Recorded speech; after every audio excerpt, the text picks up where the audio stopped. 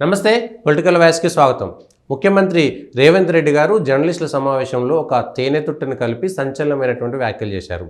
జర్నలిస్టులు ఎవరిని జర్నలిస్టుగా పిలవాలి, ఏ సంస్థను మీడియాగా పిలవాలి, యూట్యూబర్లు చేసేటువంటి అతిని మేము టాలరెన్స్ చేయాలన్నా వద్దా అనేటువంటి అంశంపైన పెద్ద చర్చను ఇప్పుడు జర్నలిస్ట్ మీడియా సమావేశంలోనూ పబ్లిక్లోనూ లేవనెత్తారు. దీనిపైన మాట్లాడేందుకు సీనియర్ జర్నలిస్టు 30 సంవత్సరాలుగా ఫీల్డ్లో ఉంటూ ఇటు పేపర్లోనూ అటు కేబుల్ టీవీ ఛానల్లోనూ ఎలక్ట్రానిక్ మీడియా ఛానల్లోనూ ఇప్పుడు విశ్లేషకులుగా ఉన్నటువంటి మేడం మధు గారు ఉన్నారు. ఈ అంశంపైన చాలా లోతుగా చర్చించేటువంటి ప్రయత్నం చేద్దాం. మధు గారు నమస్తే అండి. నమస్తే సతీష్. అయితే రేవంత్ రెడ్డి గారు మాట్లాడిన దాన్ని నేను స్వాగతిస్తున్నా. ఒక యూట్యూబరు, ఒక జర్నలిస్ట్గా, ఇండిపెండెంట్ జర్నలిస్ట్గా, యూట్యూబ్ ఛానల్లో ఉన్నటువంటి వ్యక్తిగా స్వాగతిస్తున్నా. జర్నలిస్టులకి ఒక హద్దు ఉండాలి, రాజకీయ నాయకులకు ఒక హద్దు ఉండాలి, సాధారణ ప్రజలకు కూడా మనం రాజ్యాంగం పెట్టుకొని హక్కులు కొన్నే ఇచ్చుకున్నాం, బాధ్యతలు కొన్నే ఇచ్చుకున్నాం. ఆ హక్కులు హద్దులు దాటితే చట్టరీత్యా నేరం కింద పరిగణించేటువంటి ప్రయత్నం చేస్తున్నాం. ప్రత్యేకమైనటువంటి వసతులు ఏ జర్నలిస్ట్ కానీ ఏ మీడియాకు కూడా లేదు. దీనిపైన లక్ష్మణ లేఖ రావాలా వద్దా అనేటువంటి అంశం పైన అసలు జర్నలిస్టులు ఎవరు, మీడియా అంటే ఏమిటి, మొట్టమొదటి దాంట్లో మొదలు పెడదాం. మొట్టమొదట మొన్న జర్నలిస్టుల ఇళ్ళ స్థలాల పంపిణీ కార్యక్రమంలో రేవంత్ రెడ్డి గారు ఒక విషయం చెప్పింది. నేను ఎదుర్కొంటున్న సమస్య, సమాజం ఎదుర్కొంటున్న సమస్యను మీ సమావేశంలో చెప్పాలనుకుని వేదికగా చేసుకుంటున్నా అని చెప్పింది. చెప్పిన దాంట్లో కొంతమందికి హార్ట్ చేసిండొచ్చు, కొంతమంది ఆనందం కలిగించిండొచ్చు, కొంతమందిని ఆలోచింపజేసిండొచ్చు. అవును. లక్ష్మణ రేఖ అనేది ప్రింట్ మీడియాకు ఉండాలి, ఎలక్ట్రానిక్ మీడియాకు ఉండాలి, డిజిటల్ మీడియాకు ఉండాలి, YouTube comes under digital media. ఈ 3 రకాల మీడియాలకు ఉండాల్సిందే. ఏ రకమైన మనిషికైనా, ఏ వ్యవస్థ, ఏ వ్యక్తికైనా అదే ముఖ్యమంత్రికి కూడా ఈ లక్ష్మణ రేఖ వర్తిస్తుంది. ఈ మీడియాను కట్టడి చేయడంలో ఆయన కూడా లక్ష్మణ రేఖను దాటవుతుంది. అవును. ఇప్పుడు డిఫరెంట్ టైప్ ఆఫ్ యాక్ట్లో నీకు నచ్చలేదని అరెస్ట్ చేస్తూ ఉండు రేపు, అది కూడా మీకు లక్ష్మణ రేఖ మీకు ఉండాలి. అవును అవును. ఇక్కడ లక్ష్మణ రేఖ ఒక డిజిటల్ మీడియాకి కాదు ఆయన అన్నది. అవును. డిజిటల్ మీడియా రావడంతో మీడియా ఏది ఫ్రంట్ లైన్ మీడియా, ఏది జవాబుదారీ ఉన్న మీడియా. సపోజ్ ఎగ్జాంపుల్, మీరు ఏమనుకోకూడదు, I'm also an independent journalist. I may be YouTuber, I may be digital media reporter, I may be print media columnist, I am a journalist. అవును. I am content writer, I am journalist. అవును. I may be independent journalist. అవును. Experienced journalist. అవును. అయితే ఆయన experience గురించి కూడా ఆయన నిర్వచించారు. అవును. ఇక్కడ ఏమైందంటే జర్నలిస్ట్ ఎవరు రాసిన దాన్ని ప్రభుత్వం పరిగణలోకి తీసుకోవాలి. అవును. ఏ కంటెంట్ను ప్రభుత్వం ఆమోదించాలి. సరే, ఎవరు ముఖ్యమంత్రిని ప్రశ్నించాలి, మంత్రులు ఎవరికి సమాధానం చెప్పాలి. అవును. ఇవన్నీ కొన్ని ప్రశ్నలు లేవనెత్తిండ్రు. యూట్యూబ్, బీట్యూబ్ ఆర్ సీట్యూబ్ కొంత వెటకారంగా అన్నప్పటికీ కూడా ఎవరో ఒకరు క్వాలిఫైడ్ పర్సన్స్ పెడుతున్నారు, డిస్క్వాలిఫైడ్ అంటే క్వాలిఫైడ్ లేని పర్సన్స్ పెడుతున్నారు, అర్హత లేని వాళ్ళు పెడుతున్నారు, పొలిటికల్గా సంబంధం లేని వాళ్ళు పెడుతున్నారు, పొలిటికల్ సపోర్ట్తో పెడుతున్నారు, ఫండెడ్ బై పొలిటికల్ పార్టీస్. అవును. లైక్ ఇప్పుడు కేసీఆర్ను అన్యాపదేశంగా మాట్లాడారు, కేటీఆర్ చాలి. దెన్ వీళ్ళంతా ఎక్కడ వచ్చింది, యూట్యూబ్ దగ్గర వచ్చింది ప్రాబ్లం. యూట్యూబ్ అనేది కంటెంట్ మీద ఆధారపడ్డ మీడియా. దాని మీద ఇప్పుడు నా ముందు నాకంటే జూనియర్ ఉన్న తీర్మార్ మల్లన్న, లేకపోతే ఇంకెవరు కావచ్చు, రఘు కావచ్చు, వరుణ్ కావచ్చు, వాళ్ళు తీవ్ర ప్రభావం చూపిండ్రు. ఎప్పుడు ముందు వచ్చి కొంత యూట్యూబ్ నుంచి ఆ ప్రభావం ఎందుకు చూపెట్టిండ్రు, వాళ్ళు తీసుకున్న కంటెంట్ కావచ్చు, జనాలకు అనుకూలమైన అంటే జనాల మైండ్ సెట్ ప్రకారం వాళ్ళు బూతులు మాట్లాడినరా, లేకపోతే ఇంకా మన హద్దులు మీరినరా, అవన్నీ తర్వాత విషయం. ప్రభావం చూపింది. ఆ ప్రభావం అనేది రాజకీయ పార్టీల మీద బాగా పడ్డది. ఇప్పుడు మన తెలుగు విషయానికి వస్తే యూట్యూబర్లలో అంతకుముందు యూట్యూబ్ ఉన్నది, కొంత కంటెంట్తో నడిచింది. అయితే రాడికల్గా చాలా భయంకరంగా వార్తలు వాస్తవాలు పక్కన పెట్టినా ఒక బాతాల పోషెట్టి అని, అంటే ఇప్పుడు యూట్యూబ్ ప్రభావం ఎట్లుంది అని ముఖ్యమంత్రి ఎందుకు మాట్లాడాలని మీకు చెప్తున్నా. ఫస్ట్ గత ముఖ్యమంత్రి, మాజీ ముఖ్యమంత్రి 5 years తర్వాత ఫస్ట్ స్వర్ణయుగం అనేది. ఉమ్. రెండవది 50 years నుంచి అప్పటికి తీన్మార్ మల్లన్న పేరు పొందిన ఆయన తెలుగు జర్నలిజంలో చరిత్ర సృష్టించిండు. ఉమ్. ఆయన అడ్డదారిలో పోయిండా, బూతులు చేసిండా, లక్ష్మణ రేఖ దాటిండా, అద్దులు చేసిండా. అప్పుడు ముఖ్యమంత్రి చెప్పింది వేదం, కేసీఆర్ చెప్తే వేదం. ఇవాళ గాలి వీస్తుందంటే కూడా కేసీఆర్ కారణమే అన్నారు. అవును. నీళ్ళు వస్తున్నాయంటే కూడా కేసీఆర్ కారణమే. రోడ్డు పడ్డదంటే కూడా కేసీఆర్ కారణం. ఇవాళ తెలంగాణ బతుకుందని కేసీఆరే, తెలంగాణ భాష ఆయన్నే, యాస ఆయన్నే, సంస్కృతి ఆయన్నే. అవును. అండ్ మొత్తం దేవుళ్ళ కొలిచే సమయంలో బాతాల పోషెట్టి అని ఒక సీరియల్ తీసిండు అవును. యూట్యూబ్లో. I was surprised. ఎవరు చెప్పారు నాకు ఇట్లా బాతాల పోషెట్టి అని వస్తుంది అని. ఆయన ఒక లీడర్ ఎట్లా అమలు చేస్తాడు, అవును. సర్పంచ్గా తన ఎన్నిక కావాలంటే ఏం చేస్తాడు, ఎటువంటి ఎత్తులు, ఎటువంటి జిత్తులు, ఎటువంటి అంటే రాజకీయంగా అందరూ చేస్తారు. ఎత్తులు పావులు ఎట్లా కలుపుతారు, ఎత్తుకు పై ఎత్తులు ఎట్లా వేస్తారు, ప్రతివ్యూహాలు ఎట్లుంటే పెట్టి తీసుకొచ్చాను బాతాల పోషెట్టి. I was wonder. నేను ఎన్నో వార్తలు రాసినాం ఈనాడు నుంచి మొదలుకొని. ఉదయం సెన్సేషనల్ రిపోర్టింగ్, అప్పుడు నక్సలైట్ అని పొలిటికల్ సెన్సేషనల్ రిపోర్టింగ్, ఎన్ని సెన్సేషనల్ రిపోర్టింగ్ చేసినా అంత వ్యూస్ రాలేదు. అవును. బాతాల పోషెట్టిని యూట్యూబ్ మీదకి ఒక తెర మీద తీసుకొచ్చాడు. జనంలోకి అప్పుడు వార్తాపత్రికలు వెళ్ళేంత లేదు. వార్తాపత్రికలు చదువుకున్న వాళ్ళకి మాత్రమే ఫ్రంట్ లైన్ మీడియా వార్తలకు, వాస్తవాలు తక్కువ, వార్తలు ఎక్కువ. అవును. ఫ్రంట్ లైన్ మీడియా, నేను ఫ్రంట్ లైన్ మీడియాలో పనిచేస్తాను. అవును.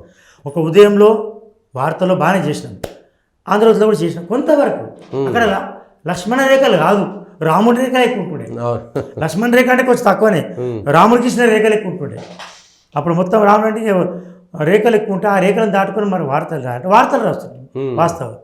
ఎప్పుడైతే యూట్యూబ్ యుగం మొదలైందో అంటే నాకు తెలిసి ఇది 5 years కింద నుంచి ఇది పుంజుకుంది. అవును.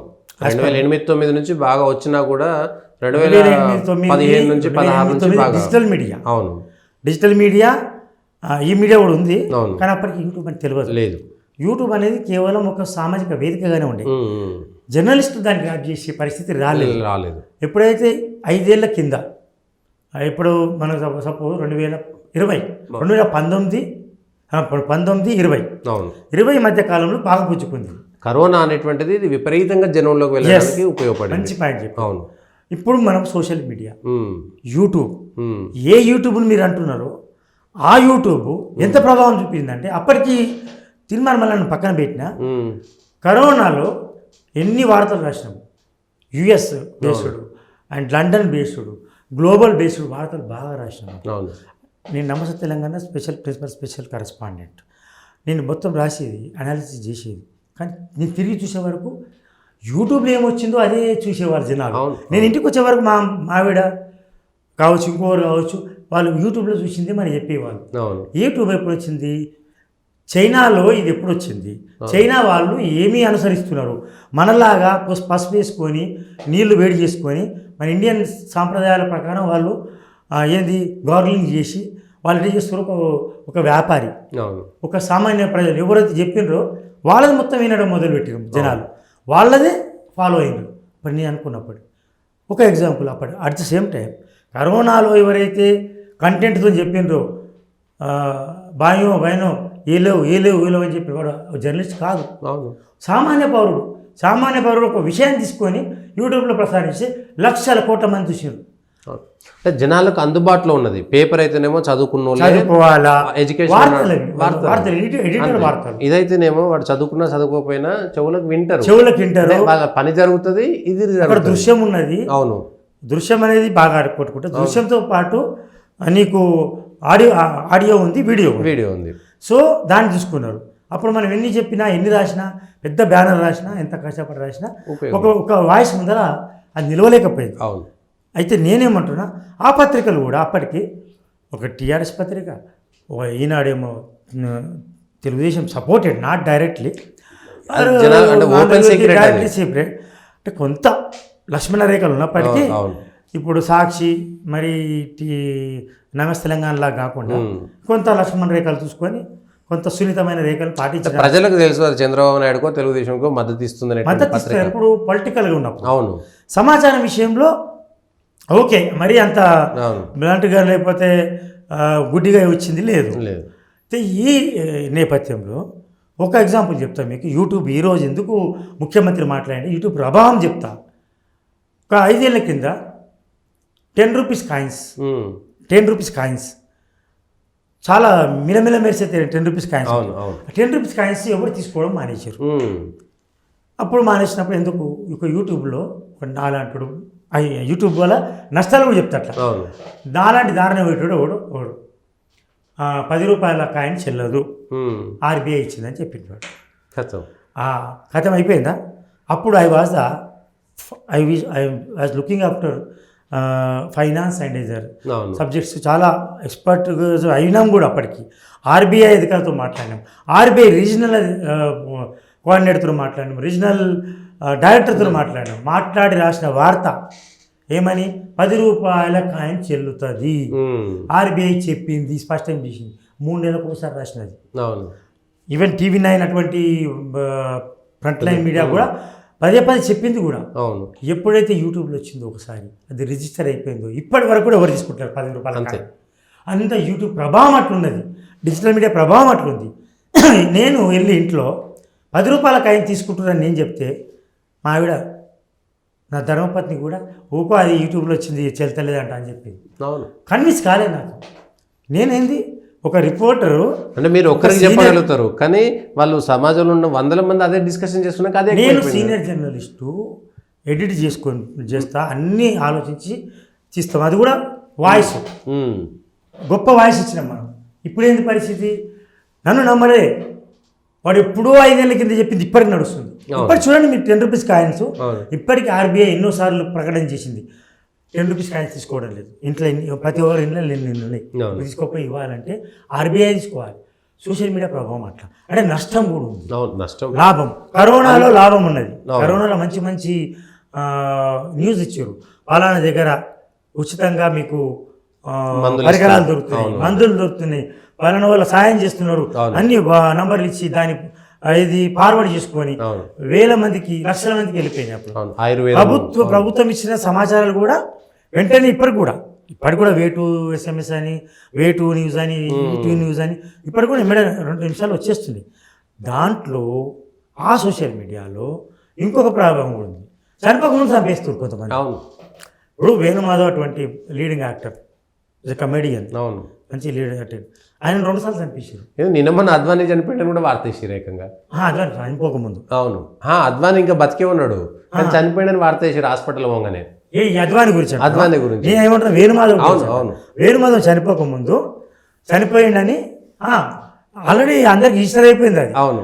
ఆ వేణుమాధవ్కు నాకే ఫోన్ చేసిండు ఆయన. ఏమన్నా అంటే నేను కాదు, డిజిటల్ మీడియాలో వచ్చింది, ఎట్లా చేయమంటే ఇట్లా చేయమని చెప్పినాం. మనకు బాగానే పరిచయం ఉండే. నేను చనిపోలే అన్న, ఇంకా నేను తిరుపతి పోయి వచ్చినాను. అప్పటికి కొంచెం ఆరోగ్యం క్షీణించింది. ఇంకా ఒక చనిపోకముందు 2 నెలల ముందు చంపేసారు ఆయన. చంపేసినాక ఆయన వివరణ ఇచ్చుకోవాల్సి వచ్చింది. ఇంకో మీడియా దాన్ని క్యారీ చేసేసింది. నేను బతుకున్నా అని 10 మంది ఇప్పటికీ సుధాకర్ లాంటి యాక్టర్లు, చాలామంది యాక్టర్లు చంపేసారు.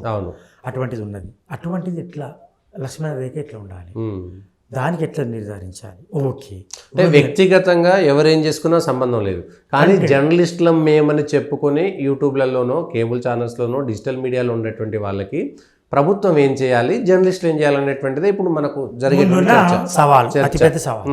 అయితే ఇక్కడ ప్రతి మీడియాకు ప్రతి దగ్గర లక్ష్మణ రేఖలు ఉన్నాయి. దానికి ప్రెస్ కౌన్సిల్ ఆఫ్ ఇండియా ఉంది మనకు, మీడియాకు. అవును, ఫ్రంట్ లైన్ మీడియాకు, మెయిన్ లైన్ మీడియాకు, ఆర్ఎన్ని గుర్తింపు పొందిన మీడియాకు ఉంది. ఎక్కడొచ్చింది? మనము ఈ మీడియా ప్రభావం చూస్తుంటే 1970కి ముందు నాకు తెలియదు ఎక్కువ. అప్పుడు ప్రజాపత్రిక, ఆంధ్రభూమి, గోల్కొండ పత్రిక ముందు, అది స్వాతంత్ర పత్రిక వచ్చింది, ఆ ప్రభావం చూపెట్టింది. దాని తర్వాత ఆంధ్రపత్రిక, విశాల ఆంధ్ర, ప్రజాశక్తి, 2 పత్రికలు ఆ రోజు కూడా direct supervision of under the direct CPM వామపక్ష భావాలతో సిపిఐ, ప్రజాశక్తి, సిపిఎం, ఈ 2 పత్రికలు కూడా అప్పుడు కరపత్రికలుగా ఉండే. అవును, అవి పత్రికలుగా పరిగణించినాం మనం. అవును అందులో కమ్యూనిస్టులుగా ఉండి అవును కమ్యూనిస్ట్ SFI ల దాంట్లో పత్రికలుగా ఉండి వాళ్ళు జర్నలిస్ట్ ఉన్నారు. వాళ్ళే మేము జర్నలిస్ట్ అని చెప్పుకున్నారు. కాలర్ వేసుకున్నారు. మేము అందులో పనిచేసి వచ్చినాము అంటే మీరు పార్టీ పత్రికల్లో పనిచేసి వచ్చారు. అవును మీరు జర్నలిస్ట్ ఎట్లా అయినరు?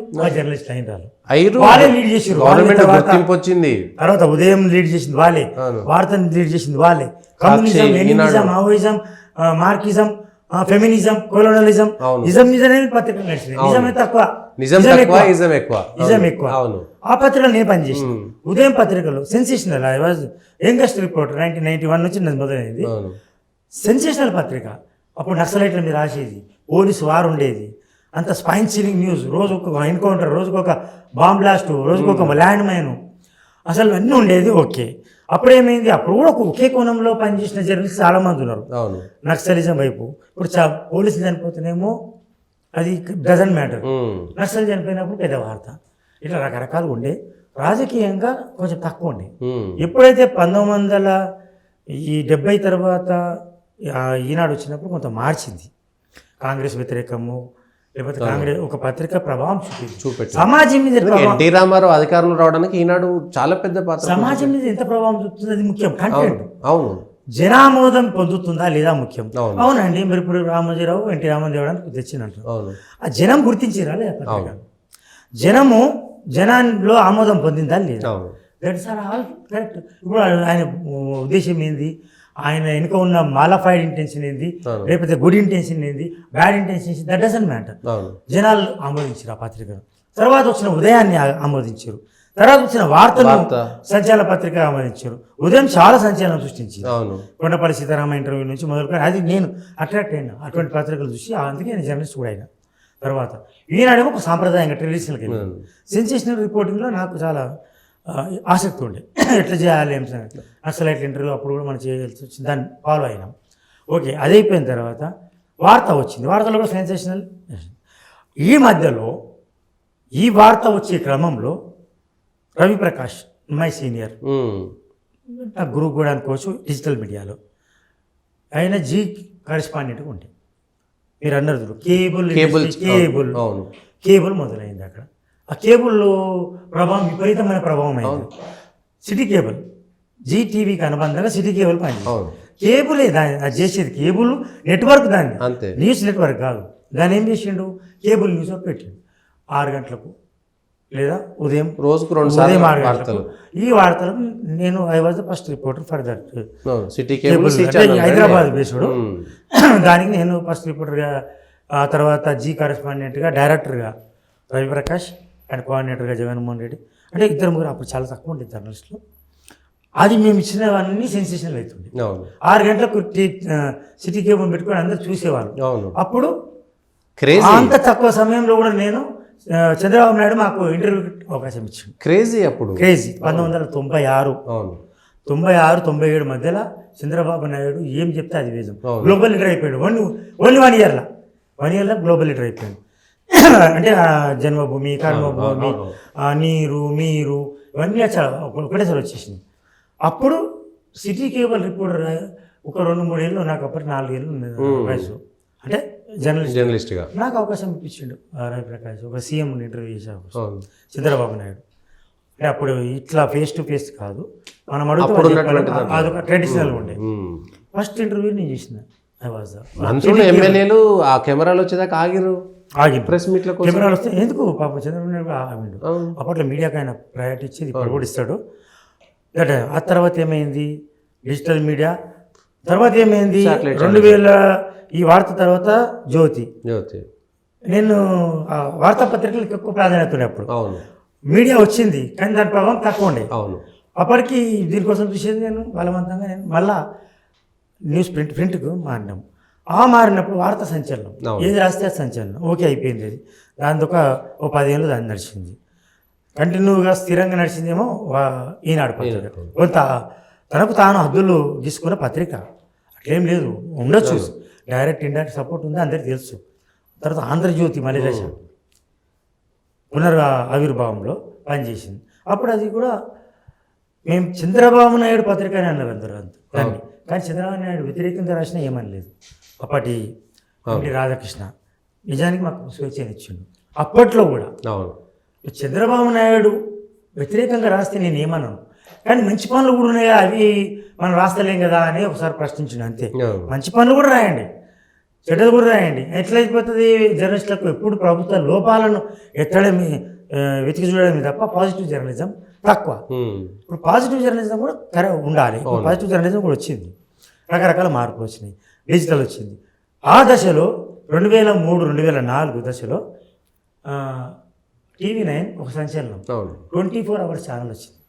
అప్పటికి ఈనాడు ఉంది, ఈనాడు వార్తలు, ఈటీ2 ఉంది. వాళ్ళు 24 అవర్స్ ఛానల్ తెస్తారని వాళ్ళు ఊహించలేదు.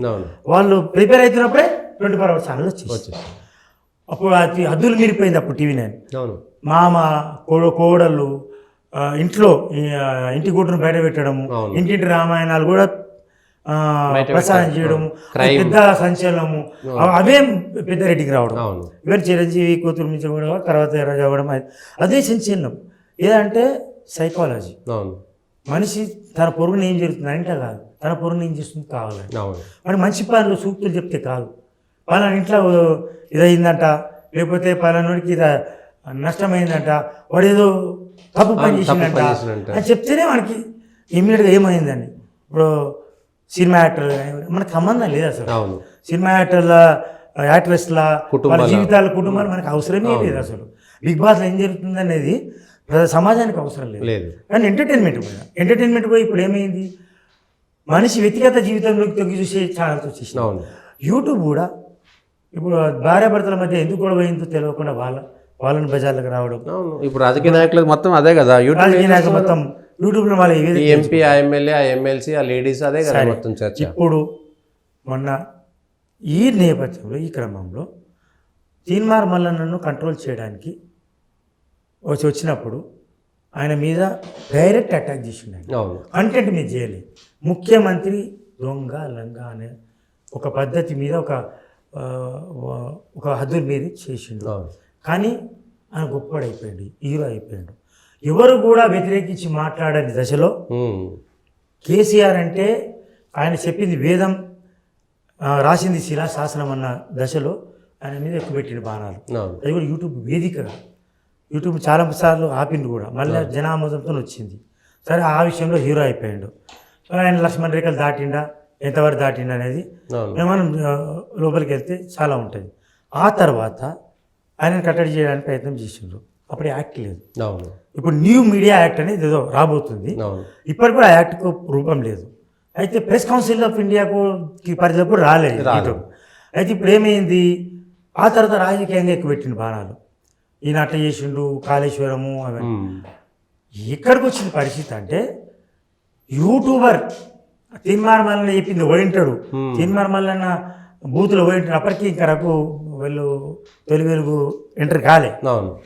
ఇవి ఎవడింటాడని అనుకున్న ప్రభుత్వము ఒక దశలో ఆ ప్రభుత్వ పతనానికి వాడే కారణం అని చెప్పాల్సి వచ్చింది. వాడే కారణమని అంటే వాడు అని అనొద్దు, కానీ వాళ్ళన్నమాట. మన సహచరుడు, మన మిత్రుడు ఇంత ప్రభావం చూపినట్టు కూడా ఇంత పెద్ద గర్వకారణమే. ఎందుకంటే ఆయన అప్పుడు బూతులు తిట్టినప్పుడు మరి ఇదే ముఖ్యమంత్రి అప్పుడు ఎందుకు నియంత్రించలేదు? ఇదే ముఖ్యమంత్రి, ఇదే అప్పుడు అపోజిషన్ లీడర్లో ఉన్నాడు. అదే అప్పుడు ముఖ్యమంత్రి గొప్పతనం కదా. అప్పుడు ముఖ్యమంత్రి కూడా ఫుట్బాల్ ఆడుతున్నాడు, వాలీబాల్ ఆడుతున్నాడు. ఎందుకు మీరు మీరు మాట్లాడుతున్నారంటే ఏమన్నారు? ఆయన ఫుట్బాల్ ఆడితే నేను వాలీబాల్ ఆడినాడుకో బాగుంటుంది, ఆయన ఒక తనలు అయితే నేను రెండు తనలు అంతా అట్లా. ఎస్, కరెక్ట్, అది స్ట్రాటజీ కరెక్టే. జనంలో వెళ్ళాలి, రాజకీయ నాయకులు జనం వెళ్ళాలంటే చాలా రాడికల్గా వెళ్ళాలి, చాలా స్పీడ్గా వెళ్ళాలి, దూకుడుగా వెళ్ళాలి. వెళ్ళినావు స్ట్రాటజీలో పాస్ అయ్యారు. నువ్వు కొండకేసి కొట్టినావా, లేకపోతే తాడేసి గుంజినావా, ఏం చేసినావో హీరో అయిపోయారు. మీరు ఇంకో పంతా ఎంచుకున్న తీన్మార్ మల్లన్న డిజిటల్ మీడియాలో హీరో అయిపోయాడు. ఏమైనా కావచ్చు, ఆయన లక్ష్మణ్ రేఖలు దాటిన, ఆయనతో నాకు డిఫరెన్సెస్ ఉన్నాయి. కొన్ని సార్లు మీరేదో కొంచెం మీరు భాషను కంట్రోల్ చేయమని జనాలు అంటున్నారని చెప్పిన సందర్భాలు కూడా ఉన్నాయి.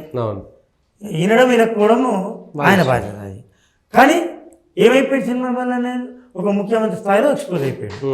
దాని తర్వాత తొలి వెలుగు మన మిత్రులు కావచ్చు, వీళ్ళందరూ ఒక ఎక్స్పోజ్ అయ్యిండ్రు. వీళ్ళు ప్రభావం చూపిండ్రు. ఆ ప్రభావం చూపినప్పుడు అప్పుడు కేసీఆర్ ఏమన్నాడు,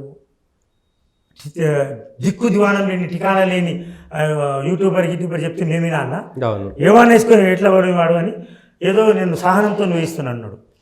ఒక దశలో సహనం వహించాడు, ఒక దశలో సహనం కోల్పోయాడు. నాకు తెలిసి compare to other chief ministers పక్కనున్న ఆంధ్రప్రదేశ్ అక్కడి కంటే కూడా ఆయన సహనం వహించాడని నేను అవును నా నాలెడ్జ్ వరకు సహనం వహించారు, చేసిండ్రు. అయితే ఎప్పుడైతే ఈ ప్రభుత్వం మీద వ్యతిరేకత ప్రబలిపోయిందో ఇక 20 రోజులు ఉందనగా కేటీఆర్ అప్పుడు అంటే ముఖ్యమైన మంత్రి ఆయనే కదా ఎక్స్పోజ్, ఆయన డిజిటల్ మీడియాతో అండ్ యంగ్ ఐటీ ప్రొఫెషనల్స్తో మీటింగ్ పెట్టినప్పుడు అందులో ఉన్నవాళ్ళు సార్ ఒకడు పొద్దున్న లేవగానే ఒక డబ్బా టీవీలా ఇంత డబ్బా టీవీ ఉంటుంది సార్, ఇంత రూమ్ ఉంటుంది సార్, దాంట్లో కొట్టే గుల్కరాలు వేసి కొట్టినట్టు కొడుతుంటాడు. ఆ డబ్బా టీవీకి ప్రభావితం అవుతారు. మా నాన్నకు చెప్తే కూడా ఇంటలేడు మా నాన్న. ఆ కాళేశ్వరంలో ఏమైందంటాడు, మహేశ్వరంలో ఏమైందంటాడు, అదే నమ్ముతున్నాడు సార్.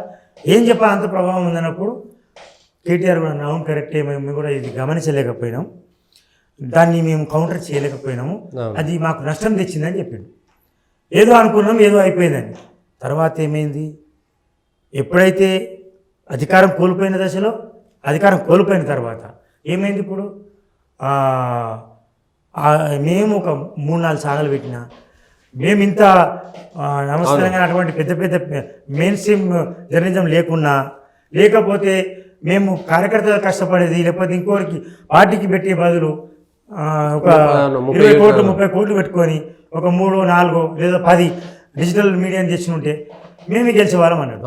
అంటే ఎప్పుడైతే నువ్వు సోషల్ మీడియా వద్దనుకున్నావు, డబ్బా మీడియా అనుకున్నావు, వాడినోడు విన్నోడు చూస్తాడని మాట్లాడినప్పుడు ఇప్పుడు వాళ్ళతోనే నేను ఓడిపోయిన ఒప్పుకున్నావు. సోషల్ మీడియా ప్రభావం అట్లున్నది. సోషల్ మీడియా ప్రభావం ఈరోజు ధ్రువరాటి చెప్తాం. ధ్రువరాటి ఎలక్షన్స్ ముందు మోడీ టార్గెట్ 400. ధ్రువరాటి అన్నాడు ఆకస్మికంగా తెలంగాణకి వచ్చాడు. Rahul Gandhi, Congress, Mamata Banerjee, CPI, CPM and India కూటమికి వాడు మొత్తం ఒక దేవుడు అయిపోయింది. మన చూసే లోపల వచ్చేసాడు. ధ్రువరాటి అప్పటి వరకు నా నజలకు లేడు. ద డిక్టేటర్, మోడీ డిక్టేటర్ అని పెట్టిండు. దానికి 10 కోట్లు 20 కోట్లు ఒకటేసారి వచ్చేసింది వ్యూస్. మనం రాసి ఇన్వెస్టిగేషన్ చేసి ఎన్నో సమాచారం సేకరించి కాళేశ్వరాన్ని మహేశ్వరాన్ని చేసి ఎంత కష్టపడి చెమటోడితే వాడు చేసిండు. కేవలం రివ్యూ చేసిండు అంతే. ది డిక్టేటర్ అని కొన్ని ఆ పత్రికలో కటింగ్, ఈ పత్రికలో కటింగ్, వాడన్నది వీడన్నది చేసాడు. 10 కోట్ల పైన దాటిపోయింది. ఎప్పుడు ప్రభావం చూపి రాహుల్ గాంధీ మాటలు ప్రభావం చూపెట్టలే, రాహుల్ గాంధీ మమతా బెనర్జీ మాటలు ప్రభావం చూపెట్టలే, ధ్రువరాటి మాటలు ప్రభావం చూపెట్టలే. వాడు తన ఒక కంటెంట్ క్రియేట్ చేసిండు. ద డిక్టేటర్ ఎట్లా డిక్టేటర్ అని కంటెంట్ ప్రజెంట్ చేసిండు. ఇట్లా ప్రజెంట్ చేసిండు అది. అప్పటికి మోడీ చేతిలో సెంట్రల్ యాక్ట్ ఉంది, మీడియా యాక్ట్ ఉన్నది. అసలు మొత్తం media act, press council and press act మొత్తం ఉన్నదే under the leadership of prime minister. Prime మినిస్టరే is the head of the, వాళ్ళ కౌన్సిలే హెడ్. అండ్ ప్రెస్ కౌన్సిల్ ఏంది మాజీ చీఫ్ జస్టిస్ అంటే మాజీ ఉన్న దాంట్లో అవుతుంది. అండ్ దాంట్లో పార్లమెంట్ కమిటీ మెంబర్స్ ఉంటారు, 23 మంది మనలాంటి సభ్యులు కూడా ఉంటారు. ఇంతమంది ఉండి అంత సెంట్రల్ గవర్నమెంట్ చేతిలో ఉండి ధ్రువరాటిని ఎందుకు ఆయన ఇంకెవరు ఉన్నారు, వాడు బ్రిడ్జ్ చేసా వాడు వాళ్ళు కూడా. నేను ఏమంటున్నా అంటే వాళ్ళు జర్నలిస్ట్ కావచ్చు, లేకపోతే ధ్రువరాటి ఇక్కడ జర్మనీలో ఉండి కంటెంట్ క్రియేటర్ అంతే. వాడు జర్నలిస్ట్గా మరి ఆయనకి ఏం చరిత్ర ఉంది? జర్నలిస్ట్ అంటున్నావు, వాళ్ళు కంటెంట్ రైటర్ అంటున్నావు, కంటెంట్ క్రియేటర్ అంటున్నావు. ఆ కంటెంట్ మీద ధ్రువరాటి అని కాదు చాలామంది ఉన్నారు. అది ప్రభావము మోడీ అనుకూల మీడియా కావచ్చు, లేకపోతే మోడీ గోధి మీడియా అంటున్న అది కావచ్చు, ఎవరైనా కావచ్చు, సమావేశం పెట్టుకుని చర్చించాల్సిన పరిస్థితి వచ్చింది. ధ్రువరాటికి ఎందుకు వీసు వస్తున్నాయి, అసలు ఏంది ఈ ఫారెన్లో ఉండి వాడు కుట్ర చేస్తున్నాడు అని. సరే ఓకే, జనం నమ్మింది కదా, జనం ఆమోదించారు. 10 కోట్ల 20 కోట్ల మంది కేవలం వారం రోజుల్లో చూసారు. అప్పుడు ఏమైంది, మోడీకి సపోర్ట్ ఉంది ఈసారి 400 సీట్లు 300 సీట్లు అని అనుకున్నాం. నేను 300 సీట్లు అనుకున్నాను వాస్తవానికి. అప్పుడు అరే ఇంత వ్యతిరేకత ఉందా, ఇన్ని వ్యూస్ వచ్చినాయని. కేవలం కంటెంట్ రైటర్. ఆ తర్వాత ధ్రువరాటి, నేను కూడా ధ్రువరాటి మీద నాకు తిన్మార్ మల్లన్న అయితే ఏకంగా కేవలం కేసీఆర్కు వ్యతిరేకంగానే ఆయన మొదలుపెట్టారు ఏకపక్ష ఎజెండా అందరూ సక్సెస్ అయ్యాడు, హీరో అయిపోయాడు. మనం ఏం చేస్తాం? ధ్రువరాటి అంతర్లీనంగా ఇంటర్నల్గా తెర వెనుక హిడెన్ ఎజెండా మోడీ మనకు తెలిసిపోతుంది, ఆ కంటెంట్ మొత్తం తెలిసిపోతుంది. ఎందుకంటే మన కలకత్తాలో అంత పెద్ద ఆర్జికర్ అమ్మాయి చనిపోతే మమతా బెనర్జీని ఎక్కడ కూడా ఆయన ఫెయిల్యూర్ చూపెట్టడానికి ఆయన మాటలు పెదవి పలకలేదు. కేవలం మమతా బెనర్జీ గురించి ఏం చెప్పిండు? కంటెంట్ రైటర్ కావచ్చు, ఇప్పుడు వాడు ధ్రువరాటి అంటాడు పెద్ద జర్నలిస్టు. కానీ ఏం కంటెంట్ చేస్తావు? ఏమని చెప్పిండు? మమతా బెనర్జీ ప్రయత్నం చేసింది. మమతా బెనర్జీ ఏం ప్రయత్నం చేయలేదు, అని నిందితుని కల్పిట్ని కాపాడని చేసింది అనేది అంత బహిరంగ సత్యం. ఏమన్నాడు? ఆమె స్విఫ్ట్ యాక్షన్ తీసుకుంది, కానీ సిబిఐకి అప్పచెప్పమని కోర్టు అనేది కోర్టు చెప్పినా చెప్పకపోయినా మమతా బెనర్జీ మాత్రం నిజాయితీగా ఆమె సిబిఐకి అప్పచెప్పి ఎందుకు సిద్ధంగా ఉండే, ఆమె అప్పచెప్పడానికే రెడీగా ఉండని చెప్పిండు. ఇటువంటి కంటెంట్ రైటర్స్ వాళ్ళు ప్రభావితం చూపెట్టారు. ఇవాళ ధ్రువరాటి ఎంత హీరో అయిండో ఆర్జికర్ హాస్పిటల్ అంతా జీరో అయిపోయింది. జనం ఆమోదం పొందినప్పుడే వారు హీరోలు అవుతారు, జనం ఆమోదం పొందినప్పుడు జీరోలు అవుతారు. తిన్మార్ మల్లన్న మనకు సహచరుడు లేదా మనకు జూనియర్ కావచ్చు, ఎవరైనా కావచ్చు, ఆయన ఒక ప్రభావం తిన్మార్ వార్త ద్వారా ప్రభావం చూపెట్టిండు. దాని తర్వాత ఇండిపెండెంట్ జర్నలిస్ట్గా ఒక కేసీఆర్ మీద ప్రబలమైన శక్తిగా ఉన్న ముఖ్యమంత్రి మీద డైరెక్ట్ వారు ప్రకటించడం ద్వారా ఆయన హీరో అయిపోయాడు. మనం ఏం చేస్తున్నాం? జనం ఆమోదం పొందిరు, ఎవరేం తిడతలేరు, నేను ఒక్కడే వాయిస్ ఉన్నది, ఈయన వాయిస్. ఇప్పుడు జనం ఏం కోరుకుంటారు? ఎవరు లేని వాయిస్ ఒకరు వినిపిస్తే వాళ్ళ వైపు పోతారు. రాటి వైపు ఎందుకు పోయారు? అమ్మ డిక్టేటర్ అంటున్నాడు, ఎవరు డిక్టేటర్ అని? రాహుల్ గాంధీ అంటే ఎవరు ఒప్పుకోరు. డిక్టేటర్ అని, దుర్మార్గుడు అని మమతా బెనర్జీ తిరిగితే యాక్సెప్ట్ కారు. ఒక జర్నలిస్ట్ అంటే ఒక కంటెంట్ రైటర్ అంటే అని చెప్పింది. సో ఇంత ప్రభావం చూపుతున్నప్పుడు ఈ సోషల్ మీడియా రిపోర్టర్ వాళ్ళు ఏమంటున్నారంటే, ఆ రోజు ఏ మెయిన్ స్ట్రీమ్ మీడియా ఈయనను హీరోగా చిత్రీకరించింది, ఈయన ఓటు నోటు కేసులో కానీ అంటే అందరు చేసేది ఈయన చేసిండు. దురదృష్టవశాత్తు ఆయన ట్రాప్లో పడ్డాడో ఏమైందో తెలుసు. తర్వాత ఆయన వ్యవహరించిన తీరు, ధైర్యము, సాహసము ఎవరు చేయలే. అటువంటిది అది ఒక నెవర్ ఇన్ ద హిస్టరీ. నేను అటువంటి లీడర్ని చూడలే. తర్వాత ఎదురొడ్డి పోరాడి ప్రభుత్వానికి ఎదురొడ్డి పోరాడిన వాళ్ళను, నిలబడ్డ వాళ్ళను, కలబడ్డ వాళ్ళను జనం ఆమోదిస్తారు. నిలబడి కలబడి పోరాడిండు కాబట్టి ఆయన ఆమోదించారు, ఆయన ముఖ్యమంత్రి అయింది. ఈ ఫ్రంట్ లైన్ మీడియా ద్వారా లేకపోతే తను నమ్ముకున్న మీడియా ద్వారానో లేకపోతే కొంతమంది నమ్ముకుంటారు, అది కొంతమేరకు ప్రభావం చూపించింది. అట్లనే చేస్తే అసలు చంద్రబాబు నాయుడు ఎప్పుడు ఓడిపోదు, మీడియా వల్లనే గెలుస్తారనుకుంటే చంద్రబాబు ఎప్పుడు ఓడిపోదు, రాజశేఖర రెడ్డి ఓడిపోదు, అసలు కేసీఆర్ ఓడిపోనే వద్దు. అసలు కేసీఆర్ మీడియా కొంత ప్రభావం చూపుతుంది, కానీ మీడియా వల్లనే. అంటే తిన్మార్ మల్లన్న కేసీఆర్ వ్యతిరేకత ఉంది, అది ఆయన అగ్నికి ఆజ్యం పోసిండు. కానీ తిన్మార్ మల్లన్న వల్ల మాత్రమే ఓడిపోయిందంటే కాదు, అనేక దాంట్లో వాయిస్ అయిపోయింది. వాయిస్లెస్ పీపుల్ వాయిసా, లేకపోతే వాయిస్లెస్ పొలిటికల్ లీడర్లకు వాయిస్ అయిపోయింది. అట్లా 100 మంది ఉన్నారు, 100 దాంట్లో ఆయన ఒకటి అయిపోయింది అంతే. ఇప్పుడు మనకు ప్రత్యక్ష ఉదాహరణ ఉంది ఇక్కడ, కనబడుతుంది. అక్కడ ధ్రువరాటి ప్రత్యక్ష ఉదాహరణ ఉన్నాడు. అసలు ఈ రోజు ఉన్న దాంట్లో జర్నలిస్టులకు ఎవరు జర్నలిస్టులు యూట్యూబ్లలో చేయాలా వద్దా అనేటువంటిదే ప్రధాన సమస్య. ఇప్పుడు మారింది, అర్థమైతలేదు. నిన్న ముఖ్యమంత్రి గారు అన్నదంటే నేను తప్పు పట్టడం లేదు. ముఖ్యమంత్రి అన్న విధానం వేరు, అర్థం చేసుకోవాల్సిన పరిస్థితి.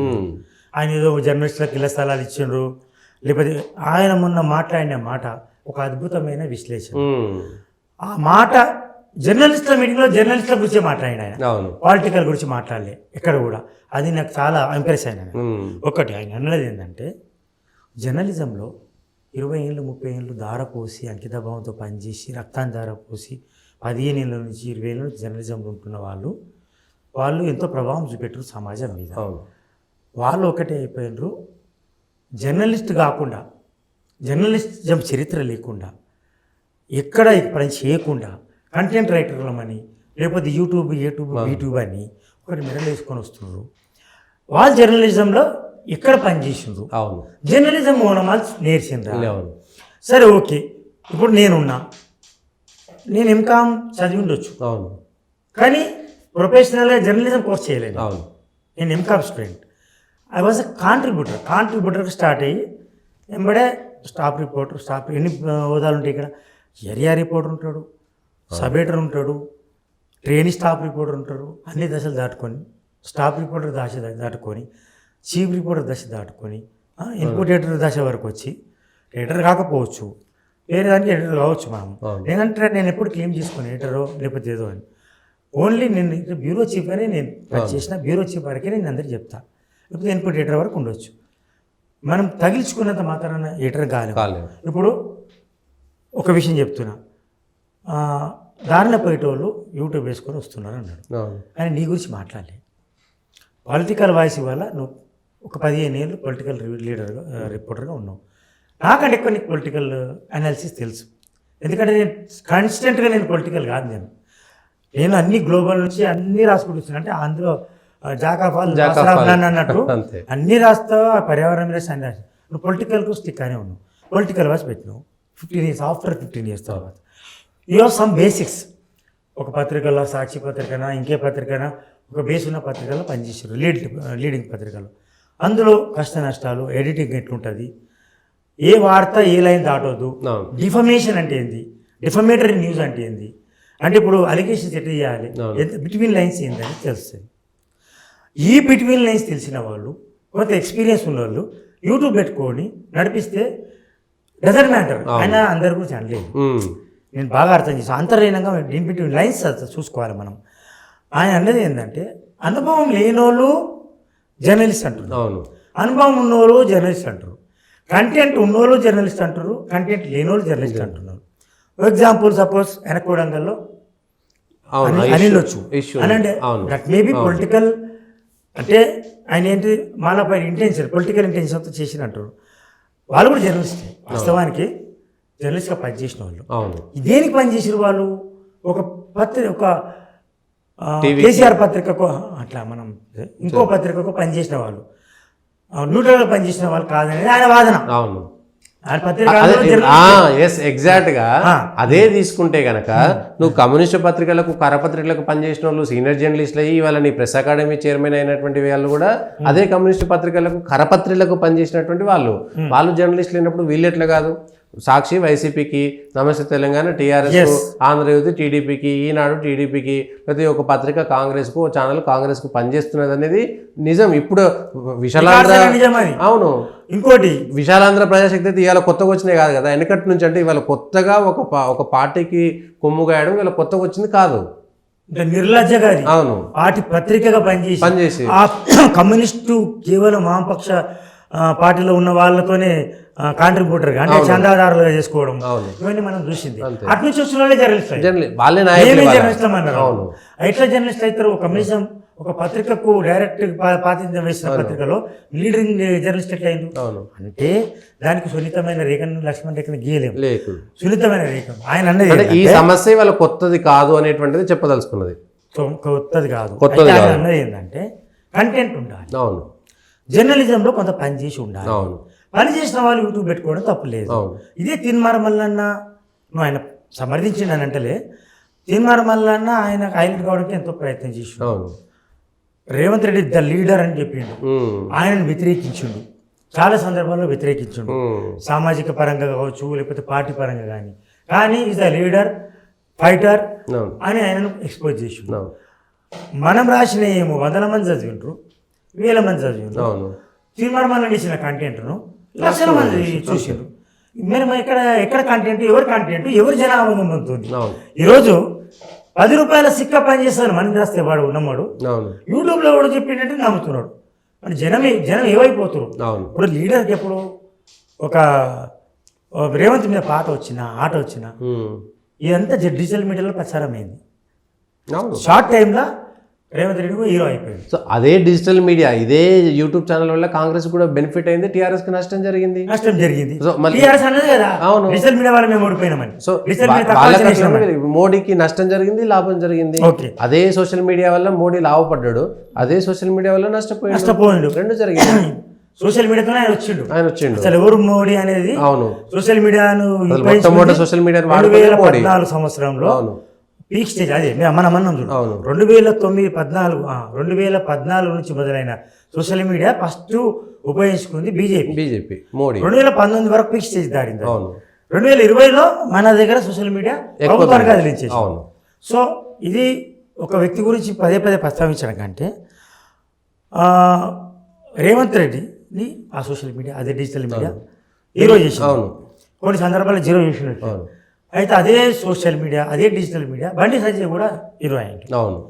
ఫ్రంట్ లైన్ మీడియా ఎప్పుడు కూడా front line main stream journalism according to sources, according to reliable sources, according to government officials, according to police sources.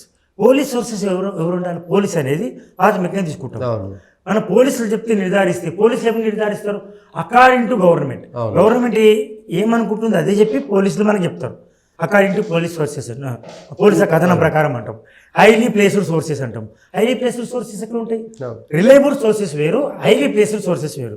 Highly placed sources IAS, IPS and పైన ఉన్న ఉన్నతాధికారులు. వాళ్ళు ఏం చెప్తారు?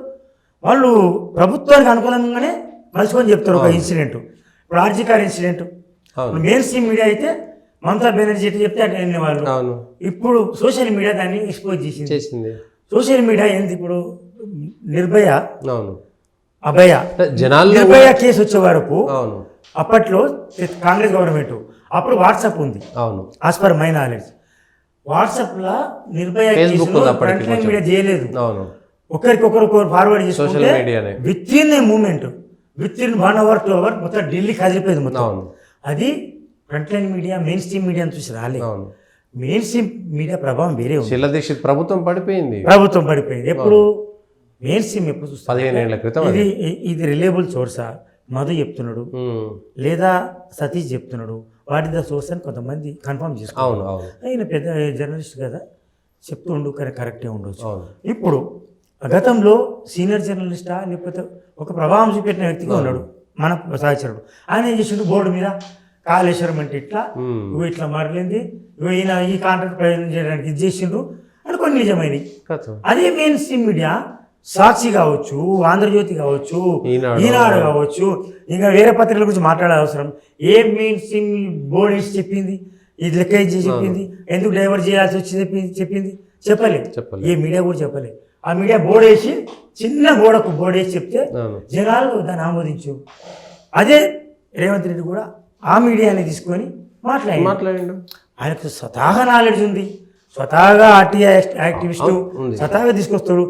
ఆయన కూడా డిజిటల్ మీడియా కానీ మెయిన్ స్ట్రీమ్ మీడియా అయితే ఇప్పుడు అదే ఏ సోషల్ మీడియాను కేసీఆర్ను బలిగొన్నదో, ఏ సోషల్ మీడియా వల్ల మిగిలిన వాళ్ళు దెబ్బతిన్నారో ఆ అనుభవం ఉంది కాబట్టి ముందు నుంచి రేవంత్ రెడ్డి గారు జాగ్రత్త పడుతున్నారు. కానీ ఆయన అనేది ఏంటంటే, మొన్న నేను చాలా అంతర్లీనంగా పరిశీలిస్తే యూట్యూబ్ ఉండడానికి నేను తప్పంటే ఏ యూట్యూబ్ యూట్యూబ్ అయితే ఈ విషయంలో చట్టం తెచ్చుకోవచ్చు. రాష్ట్ర ప్రభుత్వం ఒక చట్టం కేంద్రం చేసినా చేయకపోతే కేంద్రానికి రాష్ట్రానికి బాధ్యతలు ఉన్నాయి, వాళ్ళే చేయాల్సినటువంటిది కూడా. సో నువ్వు ఎవరు జర్నలిస్టు, గుర్తింపు పొందినటువంటి ఒక జర్నలిస్టు, ఇప్పుడు నేను ఇండిపెండెంట్ అక్రిడేషన్ ఉన్నటువంటి ఒక జర్నలిస్ట్ని, నేను నా యూట్యూబ్ వేదికగా నేను నడిపించుకుంటున్నా.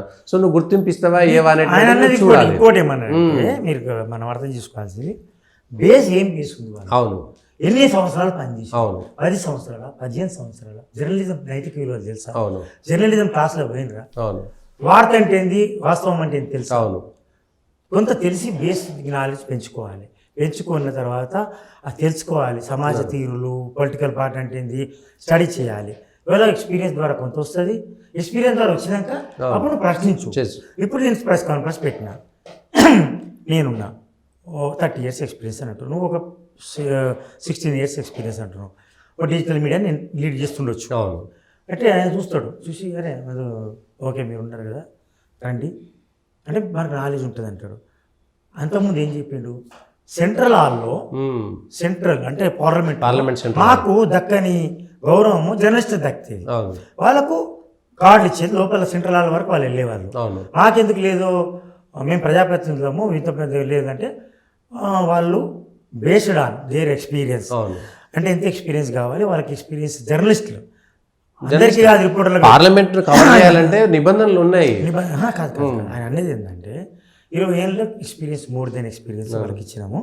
మరి వాళ్ళకు ఇచ్చి మాకెందుకు వేయలేదంటే వాళ్ళు ఎక్స్పీరియన్స్ జర్నలిస్టులు అండ్ ఎథికల్ జర్నలిస్టులు ఎథిక్స్ ఉంటాయి కాబట్టి ఎథిక్స్ పాటిస్తారు, వాళ్ళతో ప్రమాదం ఉండదు. అందుకే మేము క్రైటీరియా పెట్టుకున్నామని. అవును ఇక్కడ అక్రెడిటేషన్ కార్డులు ఇవ్వడానికి, ఇక్కడ మీడియా పాస్లు ఇవ్వడానికి, అసెంబ్లీలో ఇవ్వడానికి ఏమి ఎథిక్స్ పెట్టాలి? అవును బెంచ్ మార్క్ ఏంది? 10 ఏళ్ళ 20 ఏళ్ళ నిర్ధారించండి. అట్లనే అది ఉంది. మళ్ళీ మన ప్రెస్ అకాడమీ నుంచి, ప్రెస్ కౌన్సిల్ నుంచి మనకు నిబంధనలు, తర్వాత మనకు కమిటీ కూడా ఉంది. ఏది అసెంబ్లీ కమిటీ కూడా ఉంది, మీడియా కమిటీ కూడా ఉంది. ఆ కమిటీలో నిర్ధారిస్తారు ఈ పత్రిక 10 ఏళ్ళ పత్రిక పనిచేసేది, స్టేట్ వైడ్గా ఇంత సర్క్యులేషన్ ఉన్నదానికి, లేదా డిజిటల్ మీడియాకు తక్కువ ఇస్తున్నారు. ఇప్పుడు ఒక గుర్తింపు పొందేదానికి కొంత లిమిటెడ్గా ఇస్తారు. అది కొంత నిబంధనలు ఉన్నాయి. లక్ష్మణ రేఖ ఉంది, తర్వాత రామన్ రేఖ కూడా ఉంది, అన్నీ ఉన్నాయి. ఆ రేఖ పాటిస్తున్నారు. ఎక్కడ మీడియా లాంజ్లో మీడియా చేయడం కొంచెం కట్టడి కూడా చేస్తున్నారు. అసెంబ్లీలో అప్పట్లాగా లేదు, మనం అనుకున్నదాన్ని లేదు. కేసీఆర్ కట్టడి చేసిండు, మరి వీళ్ళు కట్టడి చేస్తలేరా? వాళ్ళకంటే కొంత రిలాక్స్ ఇచ్చారు, కొంత దర్శాలు. మేము వాళ్ళకంటే నయమని చూపిస్తున్నాం. వీళ్ళు అప్పట్లాగా లేదు. రాజశేఖర రెడ్డి ఉన్నప్పుడు, చంద్రబాబు నాయుడు ఉన్నప్పుడు అంతా మీడియా కూడా పెరిగింది. కొంత కట్టడి చేయాల్సిన అవసరం ఉంది. నేను కూడా ఉన్నా, నేను పాస్ తీసుకుంటున్నా. ఇది ఇండిపెండెంట్ అక్రెడిటెడ్ జర్నలిస్ట్ ఫస్ట్ చూపెడుతున్నా.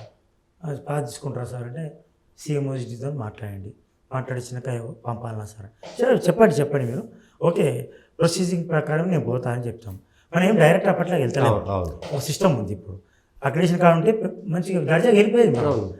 ఇప్పుడు కట్టడం దాన్ని ఏం ప్రాధాన్యతలేము మనం.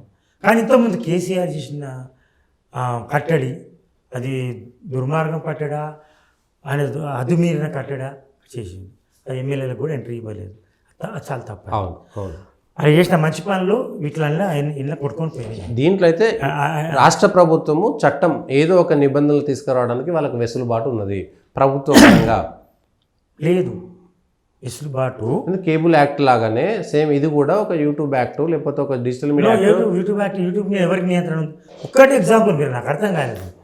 ఆయన ఏమంటుండు, నేను నియంత్రణ చేస్తాను లేదు. అవును, ఎట్లా నియంత్రణ చేద్దాం? మీరు విలువలు పాటించాలి. ఇప్పుడు వ్యక్తిగా, నేను ఒక వ్యక్తిగా, నేను ఒక నివాసిగా, పేపర్లకు యాక్ట్ తెచ్చినప్పుడు, టీవీలకు ఒక యాక్ట్ తెచ్చినప్పుడు అది నియంత్రణ కానప్పుడు యూట్యూబ్లకు లేకపోతే డిజిటల్ మీడియాకి తేవడం కూడా నియంత్రణ కిందకి రాదు.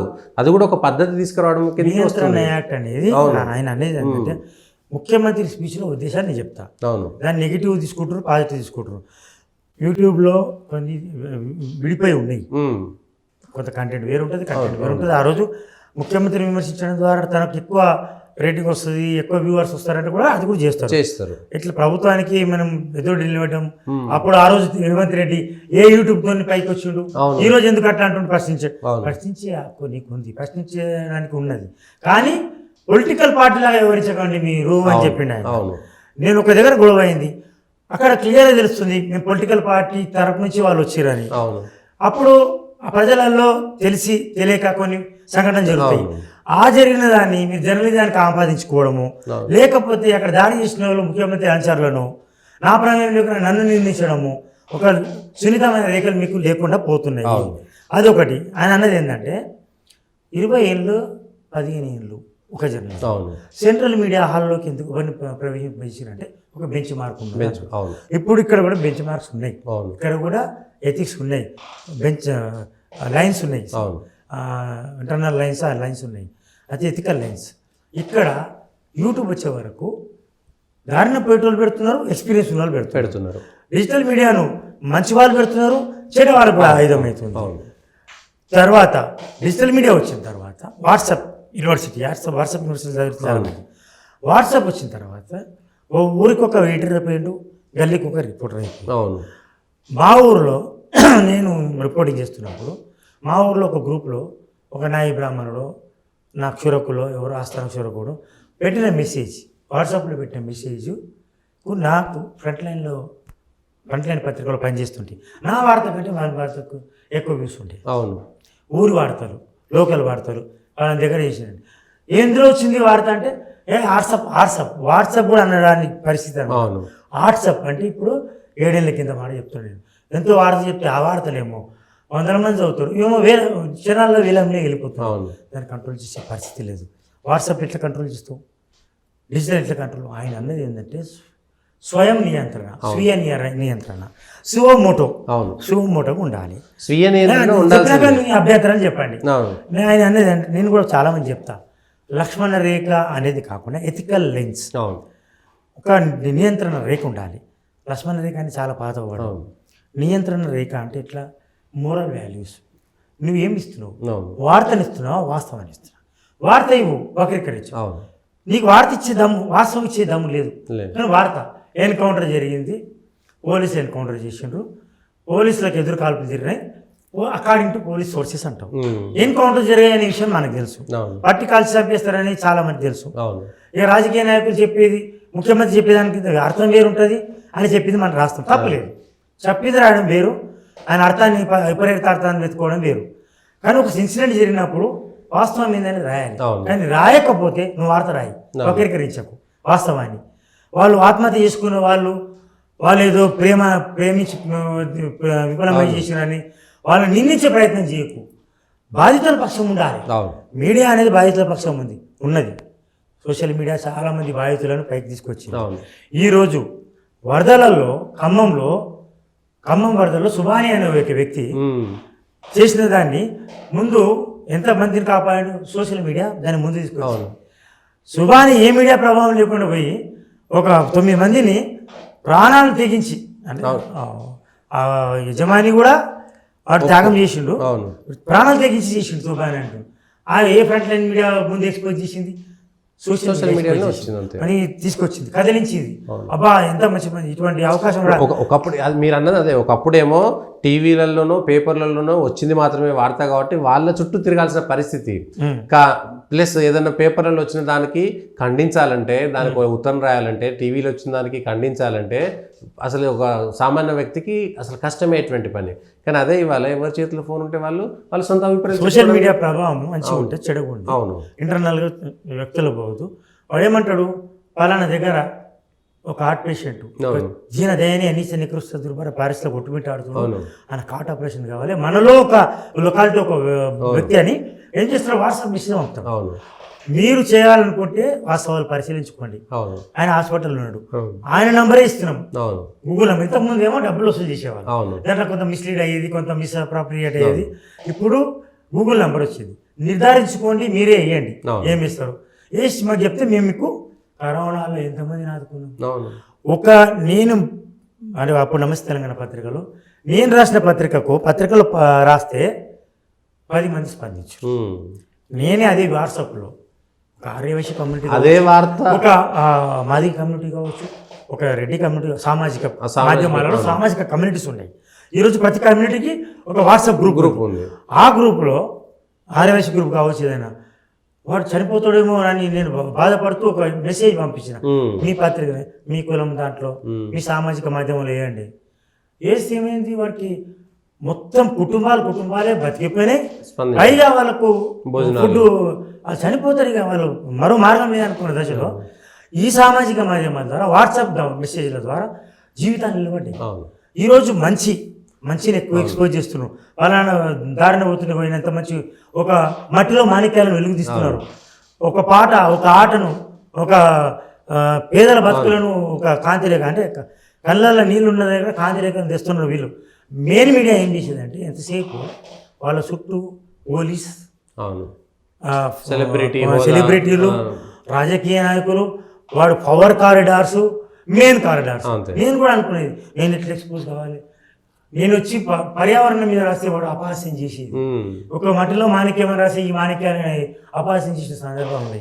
పర్యావరణం మీద రాస్తే ఏం పర్యావరణం అని అనేది, ఒక పెద్ద పుల్లు రక్షించండి, ఏం పెద్ద పుల్లు రక్షించడం అని లేదండి. ఈరోజు సామాజిక మాధ్యమాల్లో ఒక పుల్లు వస్తుంది, ఒకటి అది వస్తుంది, ఎందుకు ప్రాధాన్యత అని చెప్తే అందరు వింటున్నారు, చూస్తున్నారు. మనం రాసినప్పుడు అపహాస్యం పాలయ్యేది. పవర్ కారిడార్లో వార్త రాసినోడికే వాడు హీరో, వాడు ఫ్రంట్ లైన్ రిపోర్టర్. ఇటువంటి రిపోర్టింగ్ చేసి వార్తలు చేసి అన్ని తప్పుడు మిస్ఇంటర్ప్రిట్ చేయడం. వాడు చెప్పిన దాన్ని ఎప్పుడైనా పొలిటికల్ లీడర్లు అంత పెద్ద స్పీచ్లు ఇచ్చిండ్రా? మనమే రాస్తుంటివి, మనమే ఇస్తుంటివి. రేవంత్ రెడ్డి లాంటి వాళ్ళు, కొంతమంది దూకుడు ఉన్నోళ్ళు, మంచి సబ్జెక్ట్ నాలెడ్జ్ ఉండి మాట్లాడిన వాళ్ళు చాలామంది ఉన్నారు. అటువంటి వాళ్ళు ఉన్నారు. చాలామందికి మనం ఉపాధి ఇచ్చేది అదే 35 కూడా. నేనేమంటున్నా అంటే సోషల్ మీడియా వల్ల ఎంత ప్రయోజనం ఉందో హద్దులు మీరడం ద్వారా అంత మనం ఇంతకుముందు చనిపోయిన వాళ్ళు కూడా ఏది మీరు అన్ని అధ్వానం అన్నారు, నేను వేణుమాధవ్ అన్నా, వేణుమాధవ్ కాదు చాలామంది సుధాకర్ కూడా అనే బతికే ఉన్నా ఇంకా కొంచెం మళ్ళీ మెసేజ్ ఇవ్వండి అని బతిలాడుకునే పరిస్థితి. అయితే ఒక్కసారి వచ్చిందనుకో రిజిస్టర్ అయిపోతుంది. ఇప్పుడు ముఖ్యమంత్రి మళ్ళీ కమ్ టు ద పాయింట్, ముఖ్యమంత్రి అన్నది ఏంటంటే మీరే నిర్ణయించుకోండి అన్నాడు ఆయన. నేను నిర్ణయిస్తానులే, ఎందుకంటే ప్రభుత్వ ఆధీనంలో ప్రెస్ కౌన్సిల్ లేదు, డిజిటల్ మీడియా యాక్ట్ వస్తుంది, న్యూ మీడియా యాక్ట్ అంటారు. న్యూ మీడియా యాక్ట్లో 2023 నుంచి అంటే ఈ మోడీ గవర్నమెంట్ రాకముందు నుంచి ఎట్లా డిజిటల్ నియంత్రించాలి, యూట్యూబ్ ఎట్లా నియంత్రించాలి, వాళ్ళ కంటెంట్ తప్పైనప్పుడు ఎట్లా చేయాలి అని, అరెస్ట్కి ఎట్లా అవకాశాలు ఉంటాయి అని చెప్పినప్పుడు ఇప్పటి వరకు కూడా అది ఆ చట్టం ఆమోదం పొందాలి. ఇది ఆమోదం పొందితే అప్పుడు ఏమైతే అరెస్ట్లు ఎక్కువైతాయి, అరెస్టులు చేస్తున్నారు. ఇప్పుడు ప్రభుత్వ నిర్బంధం పెరిగింది. మళ్ళీ ఇప్పుడు రేవంత్ రెడ్డి కూడా చెప్తున్నాడు మన ముఖ్యమంత్రి గారు, కానీ ఆయన కూడా దిలీప్ కొంత అటువంటి అరెస్ట్ చేశారు. సరే అందులో కొంత చెడ్డ ఉన్నది, కొంత మంచి ఉంది, పొలిటికల్ మోటివ్స్ ఉన్నాయి. పొలిటికల్ మోటివ్స్తో బెటర్ కాబట్టి మేము చేస్తున్నాం అంటున్నాం, ఇక పెద్ద సబ్జెక్ట్ అవుతుంది. కానీ అరెస్ట్ అనేది కరెక్ట్ కాదు. ఎందుకంటే గతంలో వ్యక్తిగతంగా కుటుంబాన్ని అప్రతిష్టపాలు చేసే విధంగా డిఫమేటరీగా చేసిన ఆయనను అరెస్ట్ చేసిన, కానీ భౌతిక దాడులు చేయాలి. గత ప్రభుత్వం కూడా కొంత లీనియట్గా ఉంది, కొంత ఉదాహరణ ఉంది మీడియా పట్ల.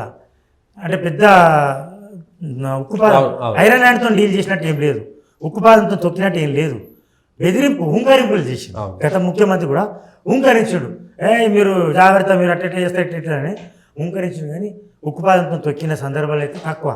గతంలో ఉన్నాయి సందర్భాలు, ఆంధ్రాలో ఉన్నాయి. ఆంధ్ర పాలిటిక్స్ కొంత డాటీ పాలిటిక్స్ అవి ఇప్పుడు ఏమన్నా సందర్భాలు ఉన్నాయి, అన్నీ ఉన్నాయి గతంలో.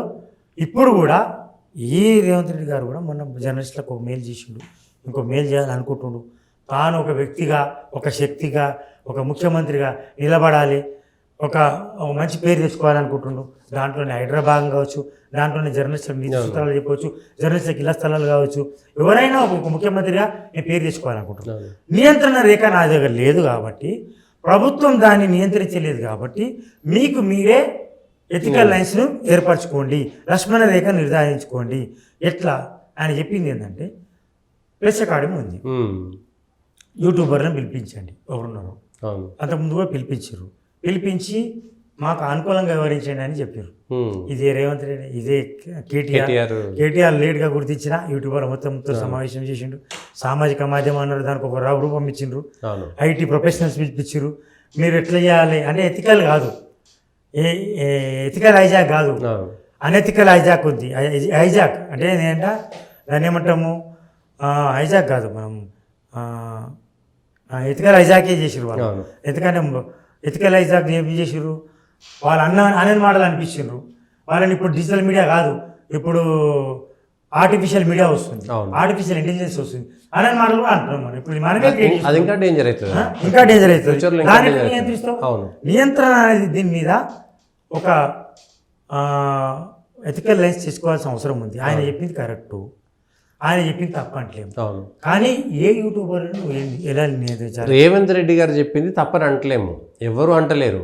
యూట్యూబర్లు స్వయంగా వాళ్ళంతలో వాళ్ళు సెల్ఫ్ కంట్రోల్లో ఉండాలి, ప్రభుత్వాలు సెల్ఫ్ కంట్రోల్లో ఉండాలి, అందరూ సెల్ఫ్ కంట్రోల్లో ఉండాల్సిందే. కానీ రాష్ట్ర ప్రభుత్వాన్ని కూడా నియంత్రించడానికి ప్రెస్ అకాడమీ ద్వారానో ఇంకొక అకాడమీ ద్వారానో ఏదైనా చేత యూట్యూబర్లతో పాటు మిగిలినందరికీ పెట్టినట్టుగా కొన్ని నిబంధనలు, కొన్ని నియంత్రణ రేఖలు పెట్టేటువంటి ప్రయత్నం చేయడంలో తప్పలేదు. ఆయన ఏమన్నాడంటే అర్హత ఉన్నవాళ్ళు, అర్హత లేని వాళ్ళు, అక్షర జ్ఞానం ఉన్నవాళ్ళు, అక్షర జ్ఞానం లేని వాళ్ళు, అనుభవం ఉన్నవాళ్ళు, అనుభవం లేని వాళ్ళు. అంటే ఇప్పుడు మనం అంటాం చూడు, ఒక అంటే దీంట్లో సోషల్ మీడియాను లీడ్ చేస్తుంది ఎవరండి? ఇప్పుడు మళ్ళీ అదే మన ముఖ్యమంత్రి గారు గమనించాల్సింది ఏంటంటే డిజిటల్ మీడియా మోర్ పవర్ఫుల్ అయింది. మెల్లగా మెయిన్ స్ట్రీమ్ లైన్ జర్నలిజం ప్రథమవుతున్న దశలో నాలంటలు డిజిటల్ మీడియా వైపు వస్తుంది. డిజిటల్ మీడియా చాలా ఈజీ అనమాట, క్షణాల్లో వచ్చేస్తుంది. నీకు ఇన్ఫర్మేషన్ ఏంటంటే క్షణాల్లో ఇవ్వచ్చు. అయితే దాన్ని కూడా ఎవరు లీడ్ చేస్తున్నారు? 20 ఏళ్ళ ఎక్స్పీరియన్స్, 30 ఏళ్ళ ఎక్స్పీరియన్స్ ఉన్న వాళ్ళు, జర్నలిజంలో కాకలు తిరిగిన వాళ్ళు, జర్నలిజంలో ఎథికల్ చూసినటువంటి వాళ్ళు సోషల్ మీడియాని ఈరోజు లీడ్ చేస్తున్నారు. అందులో కొంతమంది ఇట్లా చేస్తున్నారు అని చెప్పిండు ఆయన, అందరినీ చెప్పలే. దాంట్లో ఒక నిర్ధారణ చేసిండు, అనుభవం ఉండి అనుభవం లేని వాళ్ళు, ఎథికల్ లైన్స్ అని తెలియని వాళ్ళు, నీతి సూత్రాలు తెలియని కూడా ఇట్లా చేస్తున్నారు, మీరే నియంత్రించండి. అవును. ఒక్కటి దానికి ఒక సూత్రం చెప్పిండు, ప్రెస్ అకాడమీ కానీ లేదు ప్రెస్ కౌన్సిల్ కానీ దీని మీద ఒక గైడ్ లైన్స్ చేయాలి. గైడ్ లైన్స్ ఆల్రెడీ ఉన్నాయి, ఏది మెయిన్ స్ట్రీమ్ మీడియాకు ఉన్నాయి. అట్లనే వీళ్ళకి తీసుకొచ్చి ట్రైనింగ్ క్లాస్ ఇవ్వండి, ఏది నీతి ఏది అవును లోకల్ శిక్షణ తర్వాత పెట్టి వాళ్ళకు ప్రెస్ అకాడమీ ఒక నిర్దేశం చేయండి. ఇంతకుముందు నిర్దేశం చేసేది మా కాంట్రిబ్యూటర్లకు, కొత్తగా వచ్చిన జర్నలిస్టులకు నిర్దేశం చేసి దానికి మన లాంటి వాళ్ళకి కొన్ని అట్లా క్లాస్ ఇచ్చేది. అట్లనే ఇప్పుడు వీళ్ళకి చెప్పండి, ఒక లైన్ ఏర్పరచండి, ఒక క్రమబద్ధత తీసుకురండి అని చెప్పిండు. దాన్ని అందరు అఫెండ్ చేయాల్సిన అవసరం లేదు.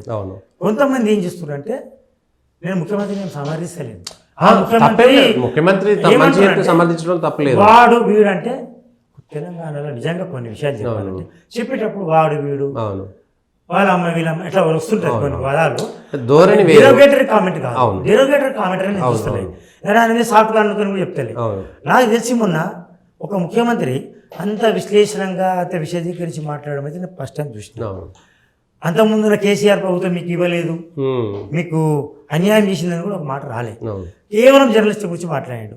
మీరే స్వయం నిర్ణయం తెచ్చుకోండి, మీరే నిర్ధారించుకోండి, మీరే లక్ష్మణ రేఖ మీరు తీసుకోండి, నేను గీయను. ఏమైనా మాకు ఉంటే మాకు ప్రభుత్వం దృష్టికి తీసుకురండి, మీ ప్రభుత్వం ఏం చేయాలో చెప్పండి. ఇప్పుడు మీరు మొన్న గొడవ అయింది, గొడవ అయితే దేని మీద గొడవ పెట్టినారు? విధులకు ఆటంకం కలిగిస్తున్నారు, శాంతి భద్రతలకు విఘాతం కల్పిస్తున్నారు, రకరకాల కేసులు ఐపీసీ కింద పెడుతున్నారు. రకరకాల కేసులు పెట్టవచ్చు, దాంట్లో మంచి ఉంటుంది చెడు ఉండొచ్చు, ఇక పెద్ద విశ్లేషణ పోతే ఏం కాదు. అయితే ఆయన సూత్రమే మనం చెప్తున్నాం. ఆయన కూడా 10 ఏళ్ళు మీ ప్రభుత్వం కూడా గుర్తించాలి. యూట్యూబ్ ఎన్ని ఏళ్ళు ఉన్న వాళ్ళను, డిజిటల్ మీడియాను ఎంత ఎక్స్పీరియన్స్ ఉన్న వాళ్ళు, ఎన్ని ఏళ్ళ నుంచి నడుపుతున్న వాళ్ళను, వాళ్ళు ఏ విధంగా నడుపుతున్న దానికి ఒక గుర్తింపు ఇవ్వాల్సిన అవసరం ఉంటుంది. డిజిటల్ మీడియా కూడా పాసులు అలాంటి చేసేటప్పుడు అసెంబ్లీ సమావేశాలు అసలు చేస్తుంది, అక్రిడేషన్ కార్డులు కూడా ఆ మీడియా ఎన్ని ఏళ్ళ నుంచి ఉన్నది దానికి ఒక గుర్తింపు తేవడానికి RNA లాగా మీరు ఒక వ్యవస్థ ఏర్పాటు చేసుకోవాలి. ఆ వ్యవస్థ ప్రెస్ అకాడమీ, ప్రెస్ కౌన్సిల్ మనది కాదు, ప్రెస్ అకాడమీతో చర్చించి మీరు అన్నారు జర్నలిస్ట్కి తలాలు ఇవ్వాలి. ఏ జర్నలిస్ట్కి ఇవ్వాలండి? నిజమే, జర్నలిస్ట్కి తలాలు ఇవ్వాలి. ఒక బెంచ్ మార్క్ ఉండదు. ఇప్పుడు మొన్న కొత్తగా జర్నలిస్ట్కి వచ్చారు, ఒక బెంచ్ మార్క్ అంటే 15-20 ఏళ్ళు జర్నలిజం పనిచేసిన వాళ్ళు ఎప్పుడో డబ్బులు చెల్లించిన వాళ్ళకి ఇచ్చారు. దానికి ఎవరికి అభ్యంతరం లేదు. ఇప్పుడు అందులో జూనియర్కి ఇచ్చి సీనియర్కి ఇవ్వకపోతే కోర్టులో ఆబ్జెక్షన్ చేయొచ్చు, దాన్ని ఆపేయచ్చు. ఒక చిన్న ఆ ఎథికల్ లైన్ దాటినా అది అయిపోతుంది. అది ఇక్కడ దాటలేదు, ఎందుకంటే ఆ బెంచ్ మార్క్ ఒక సిస్టమ్ ఉంది ఆడ. అట్లనే ఏమంటున్నాడు, ఇప్పుడు నేను ఇళ్ళ స్థలాలు ఇవ్వాలన్నా, నేను మీకు డిజిటల్ లైన్కి గుర్తింపు ఇవ్వాలన్నా యూట్యూబర్లు వస్తున్నారు, మేము కాదంటలేము. ఇప్పుడు మీరు ఫ్రంట్ లైన్ జర్నలిస్టులు ఉన్నారు, మీరు ముందర ఉంటారు, మేమంటే ఏందో మీరంటే ఏం తెలుసు, ఒక లైన్ ఉంటుంది, ఒక విషయ పరిజ్ఞానం ఉంటుంది, దేని మీద క్వశ్చన్ వేయాలో మీకు తెలుస్తుంది. మేము చెప్పేది మీరు అర్థం చేసుకుంటారు. మేము పెట్టేది ప్రెస్ కాన్ఫరెన్స్ ఏమో ఒక అంశం మీద వాళ్ళు అడిగేది అడ్డదడిగా అడుగుతారు, వాళ్ళు చెప్పే లోపల సమాధానం చెప్పే లోపల మీరు అంతే వెళ్ళిపోతారు. ఫ్రంట్ లైన్ జర్నలిస్టులు వచ్చినప్పుడు, సీనియర్ జర్నలిస్టులు వచ్చినప్పుడు, ఇప్పుడు సీనియర్ లేదా పెద్దవాళ్ళు చిన్నవాళ్ళు ఉంటుంది. ఇప్పుడు నేనున్నా, నాకంటే పెద్దవాళ్ళు వస్తే ఏం చేస్తా, నేను వస్తే నువ్వు లేస్తావు, అది ఆటోమేటిక్గా నేనేం చేస్తా, నాకంటే పెద్దోడు కదా అని ఏం చేస్తా, నాకేం బేషజం ఉండదు. నువ్వు లేవకపోతే నాకు బేషజం ఉంటుంది. ఆయన అంటే పెద్దోడు వస్తే సార్ వచ్చిండ రండి మీరు నేను నిలబడతాను, మర్యాద, ఆ మర్యాదలు పాటించాలి, ఆ సున్నితత్వాన్ని పాటించాలి, ఆ సన్నతి గీతలను పాటించాలి అని చెప్పిండు. దాన్ని మనమే స్వయం నియంత్రించుకోవాలి. దాంట్లో ఏమన్నా వాడు యూట్యూబ్ యూట్యూబ్ వాడు వస్తాడు వీడు వస్తాడు అంటే అది భూతపదం కాదు. గతంలో కేసీఆర్ కూడా మాట్లాడాడు, వాడు వీడవయా అని ప్రేమతో మాట్లాడింది కూడా, వాడు వీడు అని మాట్లాడినా కూడా పెద్ద మనిషి అని చేరాల్సింది. ఇప్పుడు ఈయన చిన్నగా కనబడుతుంటే జూనియర్ మనోడు మా కాలం ముందు వచ్చిన అధికారంలోకి మన అట్లే కాదు, ముఖ్యమంత్రి అవుతాడు. ఆయన జూనియర్ కావచ్చు సీనియర్ కావచ్చు, ఆయన కూడా ఇప్పుడు ప్రతిదానికి అరెస్ట్ తీసుకోకపోతే కుదరదు. ఎందుకంటే దిలీప్ కోనతం మీద ఏదో మీరు చూపెట్టింది, ఎందుకంటే కేటీఆర్కు అనుకూలంగా తెలంగాణ వాది కాదు. అదే దిలీప్ కోనతము అధికారంలో ఉన్నప్పుడు అదే ఇంకో జర్నలిస్ట్ కూడా సేమ్ కేసులో అరెస్ట్ చేశారు. భిన్నాభిప్రాయం, అవును అన్న భిన్నాభిప్రాయం లోతు పోతే చాలా ఉంటుంది. అట్లనే మళ్ళీ ఇంకో వాళ్ళని అరెస్ట్ చేస్తాము, ఏ లైన్ తీసిరంటే ఆ లైన్ దాటకుండా నువ్వు స్పష్టమైన కారణం చెప్పుకొని అరెస్ట్ చేసావు కుదరదు. అది పతనానికి దారితీస్తుంది. సో ఆ పతనానికి దారితీసింది. గతంలో ఉన్న ముఖ్యమంత్రి కూడా హైరానాటితో డీల్ చేసినని నేను అనుకోవడం లేదు. ఇప్పటికి కూడా ఎవరికైనా భిన్నాభిప్రాయాలు ఉంటే ఉండొచ్చు. కొంతమంది సోషల్ మీడియాను నిర్బంధించి ఉండొచ్చు, కొన్ని రోజులు కొంత అరెస్ట్ చేసి ఉండొచ్చు. కానీ భౌతిక దాడులకు పాల్పడే సందర్భాలు లేవు, తక్కువ ఉన్నాయి. కంపారిటివ్లీ నెగ్లిజిబుల్ అని నేను అనుకుంటున్నా. వాళ్ళు కూడా యూట్యూబ్ నుంచి ఒక ప్రభుత్వాన్ని ధిక్కరించి ప్రభుత్వం వాయిస్లెస్ పీపుల్ వాయిస్గా మారి వాళ్ళు ఒక హీరోలు అయిపోయినారు, చరిత్రలో మిగిలిపోయినారు. ఇన్ని రోజులు ఎన్నేళ్ళు జర్నలిజం చేసి అంత పేరు తెచ్చుకోలేదు. వాళ్ళు తెచ్చుకోరు, వాళ్ళని అభినందిద్దాం. ప్రజామోదం పొందిరు వాళ్ళు. మన మిత్రులు 2-3 యూట్యూబర్లు. వాళ్ళు యూట్యూబర్లు ఏం కాదు, జర్నలిస్టులు. వాళ్ళు యూట్యూబ్ వేదికగా చేసుకురు, వాళ్ళు అంతే.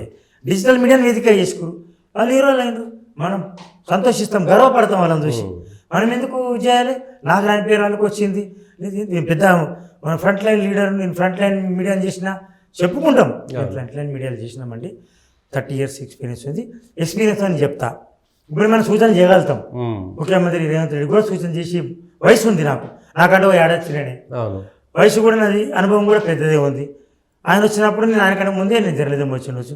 కాదు, ఇట్లా స్వయం నియంత్రణ అనేది మీకు కూడా నియంత్రణ ఉంటుంది, మీకు రేఖలు ఉంటాయి. పోలీసులు మీరు కూడా చెప్పాలి ఏది వార్త, ఏది వాస్తవం, ఏది పబ్లిక్ విఘాతం కలిగించడం, విధులకు విఘాతం కలిగించడం, ఏది కాదు. నేను చెప్తున్నా, ఇది ముఖ్యమంత్రి, ఇది వరదలు ఉన్నాయి, హైడ్రా నువ్వు అందరూ వెనకేసుకొస్తూ సోషల్ మీడియాలో. కానీ తప్పు కూడా చెప్తున్నారు కదండి. మీరు పెద్దలు బడాబాబులు తీసినామంటున్నారు. ఒక్క బడాబాబు జస్టిస్ ఇన్జస్టిస్ ఓన్ కావద్దు అనే ఒక సూత్రం ఉంది. ఒక్క పేదలు కూడా అన్యాయం కావద్దు. అయినాయి చాలా చోట్ల అయినాయి. కానీ మీరు ఉద్దేశం మంచిగా ఉంది ఇప్పటి వరకు మీ ఉద్దేశం బాగుంది.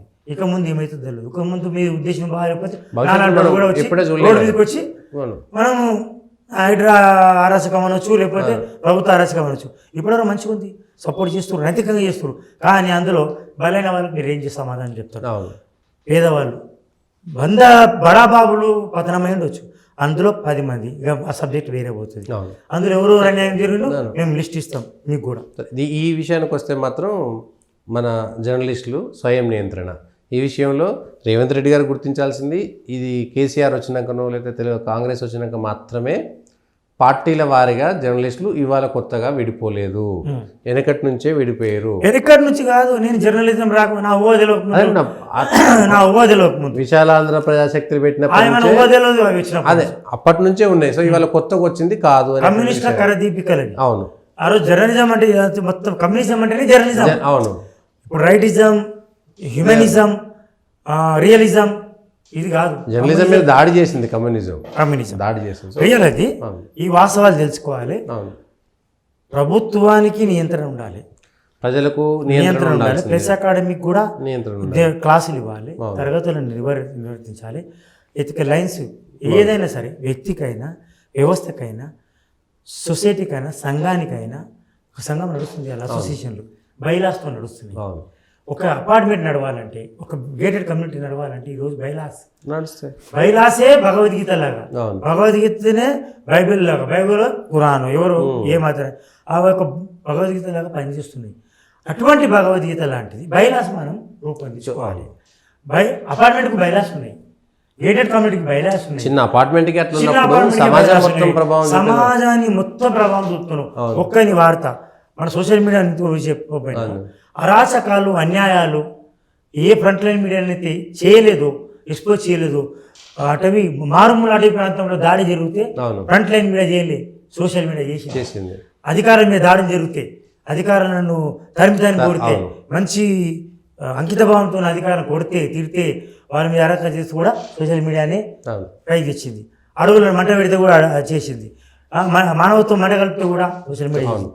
ఆ సోషల్ మీడియాని గుర్తించాల్సిన అవసరం ఉంది. కానీ ఆ గుర్తింపు ఇవ్వడానికి ఇక్కడ ఏంది ప్రాతిపదికత అనేది ఫస్ట్ జర్నలిస్టులు మన ముఖ్యమంత్రి చెప్పినట్టు చాలా మంచి సూచన. మీరు నియంత్రించుకోండి ఫస్ట్. నేను నియంత్రిస్తాను చెప్పలే ఆయన. ఈ సున్నితమైన గీతను మనం కూడా ఆలోచించుకోవాలి. మనం సోముటగా మనం కూడా నియంత్రించుకోవాలి. సమాజానికి ప్రభావం చూపుతున్నావో తప్పుడు వార్తకు నువ్వు సమాజానికి బహిరంగ క్షమాపణ చెప్పాలి. నువ్వు చనిపోయినని చెప్తున్నావు, వాడు బతుకున్నాను ముందుకు వచ్చిండు, అవును బతుకున్నాను ముందుకు వచ్చిండు. ఫలానా మనం ఇప్పుడు చనిపోయింది కాబట్టి చెప్తున్నాం, ఫలానా అద్వాని గురించి మేము ఇట్లా చెప్పినాము, బహిరంగ క్షమాపణ చెప్తున్నాము, తప్పు ఇది మేము క్షమాపణ చెప్పిరా ఏం చెప్తలేదు సోషల్ మీడియా? చెప్పాలి కదా, చెప్పాలి. ఇదే డిజిటల్ మీడియా, ఎలక్ట్రానిక్ మీడియా. మన TV9 నుంచి మొదలుకొని ఈటీవీ నుంచి మొదలుకొని వాళ్ళు కూడా తప్పుడు స్క్రోలింగ్ చేసి మళ్ళా ఒక గంట తర్వాత తప్పు గమనిక, అవును ఇది సతీష్కి బదులు మధును గుండాగా చదువుకోగలరు, మేము సతీష్ పేరు చదివినాం, తప్పు అని ఎందుకు సవరణ ఇస్తలేరు? నీకేమైనా సవరణ రావాల్సిందే, ప్రతి దాంట్లో సవరణ రావాలి. పత్రికలు వస్తున్నాయి, వివరణ కూడా రావాలి, మ్యాటర్లు వస్తున్నాయి, అవును పత్రికలు పాటిస్తున్నాయి కొన్ని. అవును అదే విలువలు వీళ్ళు పాటించాలి, అవును అందరూ పాటించాలి. పత్రికలు ప్రజలు పాటించాలి, ప్రభుత్వాలు పాటించాలి. ప్రజలు నువ్వు వాట్సాప్లో నువ్వు మత కలవలు కానీ సెన్సిటివ్, అవును హైపర్ సెన్సిటివ్ ఉన్న దాని అంశాలు ఫార్వర్డ్ చేసినప్పుడు పోలీసు వాళ్ళు అరెస్ట్ చేసి హక్కు ఇక్కడ ఉంది, అది అరెస్ట్ చేస్తారు కూడా. మత కళాలను మీరు ప్రోత్సహిస్తారు. ఇప్పుడు మీడియా దానికి మీడియానే కావద్దు కదా, వ్యక్తి వచ్చి కూడా సోషల్ మీడియా ఏంటి అడ్మిన్లు అరెస్ట్ చేస్తారు, దాన్ని ఫార్వర్డ్ చేసిన వాడిని అరెస్ట్ చేస్తున్నారు. మరి అక్కడ కూడా నియంత్రణ ఉంది కదా. సో ఈ నియంత్రణ ప్రభుత్వానికి ఉండాలి, ప్రజలకు ఉండాలి, సోషల్ మీడియాకు ఉండాలి, డిజిటల్ మీడియాకు ఉండాలి. ఆల్రెడీ ప్రింట్ మీడియాకు ఉంది కొంత నియంత్రణ రేఖలు, కానీ వాళ్ళు కూడా వార్తలే కాదు వాస్తవాలు కూడా బ్లాస్ట్ చేయాలి. ఏదో పోటీ, సోషల్ మీడియాకి పోటీ పోటీ పోటీ పోటీ అది కావాలి. అంతా మనం పాటిస్తాం, ఇది అందరం పాటిస్తాం, అందరం సమాజంలో అందరూ పాటిస్తేనే సమాజం మంచిగా ఉంటుంది. అందరికీ బాధ్యత ఉంది, అందరూ పౌరులకు ఉంది, రాజకీయ నాయకులకు ఉంది, జర్నలిస్టులకు ఉంది, అందరికీ ఉంది. మరి సివిక్ సొసైటీ, పౌర సమాజానికి లేదా సివిక్ సొసైటీ వాళ్ళు బలపడ్డాయి, ఆ బలపడ్డదే ఇప్పుడు సోషల్ మీడియా. సివిక్ సొసైటీకి లేదా బాధ్యత వాళ్ళకు ఉంది. సో ఇదంతా నియంత్రణ లేక ఉండాలి అందరికీ. ఎవరు జర్నలిస్టులు అనేటువంటి అంశంలో ఇవాళ కొత్తగా వచ్చినటువంటి చర్చ అయితే కాదు. ఇది రేవంత్ రెడ్డి ముఖ్యమంత్రి అయిన తర్వాత వచ్చినటువంటి చర్చ అసలే కాదు. గత 40-50 సంవత్సరాలుగా ఒక జర్నలిస్టులు కానీ లేదంటే కొన్ని మీడియా సంస్థలు ఏదో ఒక పార్టీకి అంటకాగడం అనేటువంటిది ఇవాళ కొత్తగా వచ్చినటువంటి విషయం అయితే కాదు. అయితే ప్రజల చేతిలో ఎక్కువ సోషల్ మీడియా ఉండడం వల్ల ఇది ప్రజల్లో ఎక్కువగా కనబడుతుంది కాబట్టి ఈ భయం మాత్రం కనబడుతుంది. కానీ స్వీయ నియంత్రణ ప్రతి ఒక్కరికి, ప్రతి సంస్థకు ఉండాల్సినటువంటి అవసరం మాత్రం ఉంది.